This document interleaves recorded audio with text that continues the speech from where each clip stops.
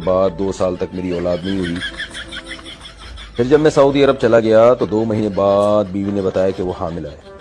ابتدا میں تو مجھے بہت خوشی ہوئی، پھر 11 ماہ کے بعد بچہ پیدا ہوا۔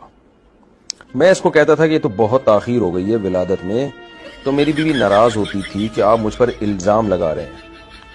میرے پاس کوئی ثبوت بھی نہیں ہے، مجھے نہیں پتا کہ میری بیوی سچ بول رہی ہے یا جھوٹ بول رہی ہے۔ میں بہت پریشان ہوں کہ کیا کروں۔